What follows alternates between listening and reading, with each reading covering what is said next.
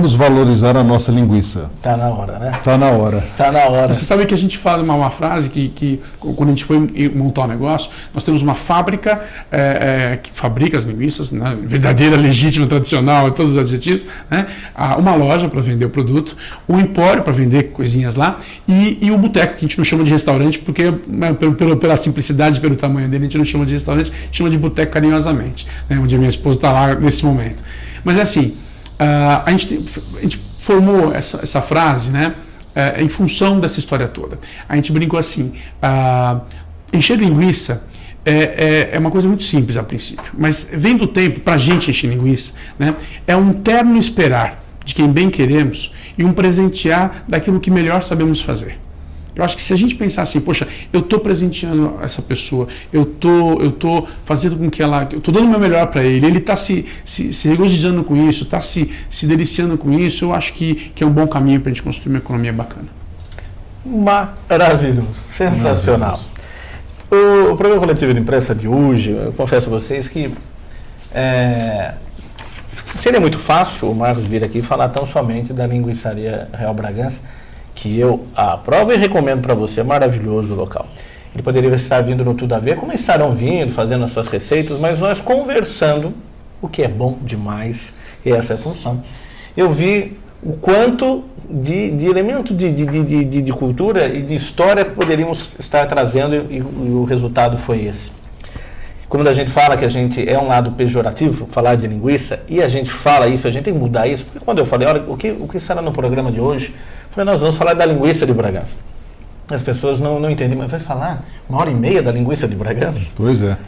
E esse papel nosso que foi fundamental, Marcos, parabéns. O Marcelo que estava participando, ele está dizendo algo muito bom. Ele falou, quem diria que a primeira fábrica famosa de linguiça de Bragantina seria no bairro do Matador. E ele fala ainda, que aula, hein, Marcos? Ele está dando. E realmente foi uma aula para todos nós.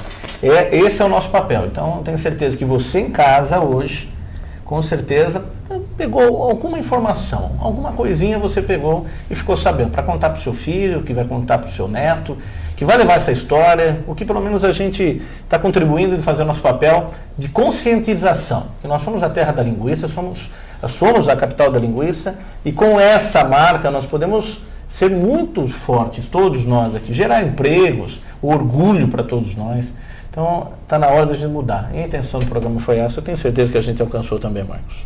Não é? Ok. Semana que vem, duas coisinhas rápidas. Semana que vem eu estou indo na Secretaria de Cultura aqui falar com o pessoal, porque a gente está exatamente trabalhando um pouco já isso, né? A gente está tentando bolar um circuito em que a pessoa consiga passar na linguiçaria ou na linguiçaria que ela escolha que seja, né? A partir daí fazer uma visita na fazenda de café e sair dali e fazer uma visita na Dona Carolina, por exemplo, que é uma cachaçaria maravilhosa, mas quer dizer, ir no Caprio, aliás, beijo pessoal do Caprio também, lá em Joanópolis, ou seja, pegar um pouquinho que tem de bom na região e voltar para São Paulo e falar assim, nossa, que final de semana bacana que eu tive, a 45, 50 minutos da minha cidade, né? E nós estamos com um mercado aqui de cerca de 20 milhões de pessoas, não é qualquer coisa, né?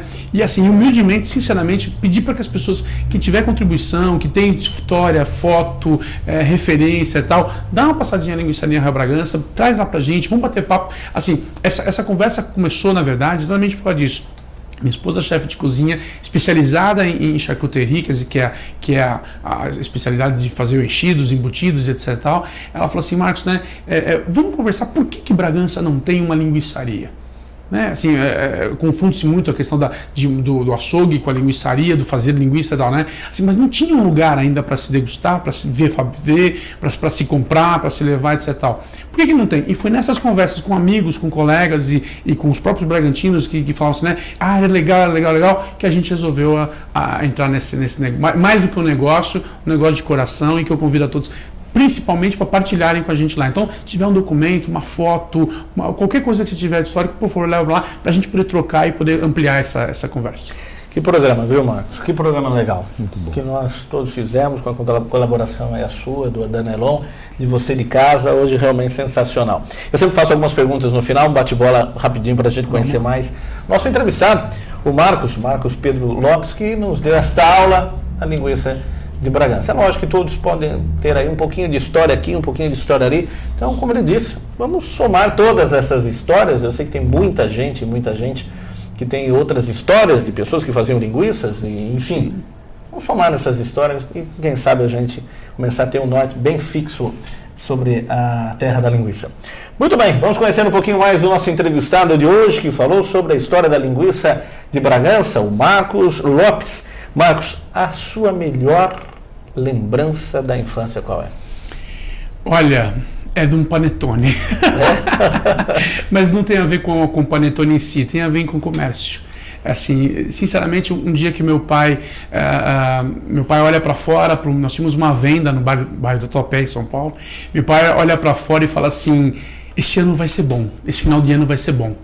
E eu e meu irmão saímos correndo para fora para ver o que ele tinha visto que diria que ia ser bom, né? E aí começamos a brigar com bons meninos, começamos a brigar e tudo mais. Ele falou assim: vocês querem saber porque vai ser bom? Então senta aqui.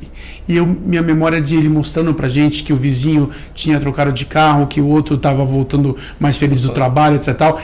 Ele falou assim: nós vamos comprar panetone. E na época, panetone era uma coisa muito cara, né? E pra você ter uma ideia, para encurtar um pouco a história, ele comprou um caminhão de panetone para vender. Minha mãe quase surtou e falou assim: Mário, você não vai conseguir vender esse caminhão de panetone. Ele falou assim: nós vamos vender todos. E eu lembro, Antônio Carlos, que eu faço aniversário dia 22 de dezembro, então por isso que ficou muito marcante. Próximo. No meu aniversário eu falei assim: mãe, guarda 2 panetone pra gente, porque senão não vai ter mesmo. E ela separou 2 panetones. E no dia de Natal, nós abrimos lá até umas 2 da tarde, 24, 2 da tarde na véspera, né? 24, 2 da tarde, entra uma senhorinha e fala assim: eu vim buscar o meu panetone. Eu falei: que panetone? Só não tem anotado aqui não, mas eu anotei com o seu filho. E acho que eu olhei pro meu irmão e falei assim: pronto, é daí que eu não gosto de você, né? Porque ele não tinha anotado e lá se foi um dos panetones que era nosso. Eu falei: bom, tem um ainda pelo menos, né? Fica aqui, né? Imagina um menino durante 2 meses, aquele cheiro de panetone na casa, no nosso, e tinha um panetone só depois para aquela noite usar. E aí quando entrou mais ou menos no final desse horário, 2 horas, entra uma vizinha nossa, mais pobrezinha da rua, mais sem condições da rua, para comprar 2 latas de sardinha. E minha mãe, dona Amparo, não deveria ser diferente, né? Olhou para ela e falou assim, né? Só não vai levar panetone, né, dona Girinha? Aí ela falou assim: não, deixa pro ano que vem eu levo. Na verdade, aquelas 2 latas de sardinha provavelmente iam ser a ceia de Natal dela. Uhum. E minha mãe, total desprendimento, pegou um panetone e falou: só ela vai levar então esse ano. E ela levou. E a gente ficou sem panetone. E ela devia ter meus 7, 8 anos de idade, fiquei muito bravo com a minha mãe. Bravo. Só que quando foi na noite, na ceia de Natal, a gente estava brincando, conversando do que foi aquela peripécia de comprar um caminhão de panetone para vender e tudo mais. E eu já tinha feito as pazes com a minha mãe de novo e tudo mais. Meu pai se recostou na cadeira e falou assim: e nós vendemos tudo. E eu percebi naquele dia, que o gosto do panetone não era tão mais gostoso do que o gosto da realização. Então, assim, para mim, acho que a lembrança da minha infância tem gosto de realização e cheiro de panetone, porque aquele dia eu não comi panetone. Muito bem. Marcos, o livro da vida qual é? O livro da vida, para mim, é um livro bem bacana do Amir Klink. Eu acho que assim, é um livro que me identifiquei demais, 100 Dias entre o Céu e o Mar. Ele mostra o que o homem pode fazer de superação, de automotivação, etc. Tal. Ele dá uma aula de que deve ser um projeto, um caminho, tem a ver também com realização, acho que não poderia ser. O pensamento, a frase que leva na vida, qual é?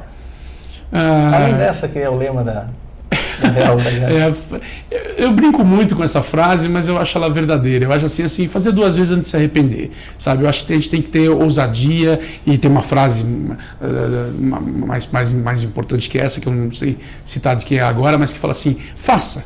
Né? No processo de fazer, quando você se propõe a fazer, já tem força, tem garra, tem dinâmica e você vai conseguir levar até o fim que você se propõe. Então é fazer 2 vezes antes de se arrepender.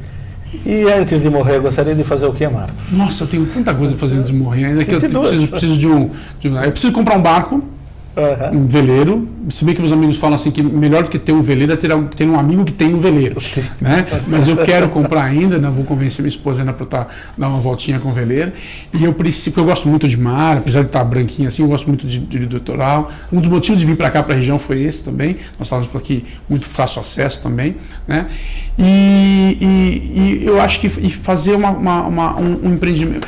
Eu tenho uma vontade, um sonho, na verdade, que é fazer mudança. Eu sou arquiteto de formação, trabalho com arquitetura e design até hoje, tudo mais, mas eu tenho uma vontade, eu gosto muito da questão urbanística. Então, assim, eu não consigo andar por Bragança Paulista, para ter uma ideia, e não conseguir ver a cidade melhor, mexida, com parques, com lagos integrados, com caminhos, né? Então, eu acho que uma vontade também seria essa. Se não em Bragança, em outro lugar, mexer um pouquinho com a cara, mais qualidade de vida para as pessoas através da arquitetura e do urbanismo. Legal. Para acabar rapidamente, a melhor experiência com a linguiça qual foi? A melhor experiência com a linguiça foi um dia olhar para minha esposa fazendo essa linguiça e perceber que naquele jeito dela estar fazendo, estava ali envolvido uma história de futuro, uma história de passado, uma história de presente que a gente estava construindo. Eu acho que o melhor dia da nossa vida foi esse, que eu falei assim, nós estamos resgatando algumas coisas, né, plantando o nosso futuro e vivendo bacana o nosso presente. Marcos, obrigado pela presença, pela aula da linguiça. Valeu pela emoção, valeu Obrigado. tudo. Que seja um sucesso sempre e que você possa contribuir com essa cidade aqui para que seja, acima de tudo, essa terra da linguiça, que a gente possa ter orgulho, acima de tudo, falar, nós somos da capital da linguiça. Obrigado, estou à disposição de todos. Muito obrigado pela gentileza e pelo profissionalismo. Eu sou um admirador da Altiora e das pessoas da Altiora pelo profissionalismo e pela capacidade que vocês têm de condução do que vocês propõem a fazer. Compartilho disso e quero somar também. Obrigado. Obrigado, eu Marcos. Obrigado, Danelão. Eu que agradeço, Tá bom? um excelente programa. Muito obrigado pela aula. Imagina, obrigado.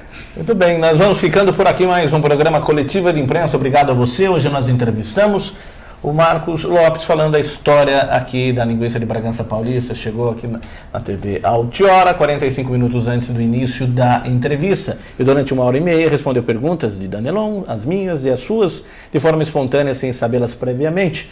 E aprendemos mais sobre a linguiça. A gente termina o programa Coletivo de Imprensa de hoje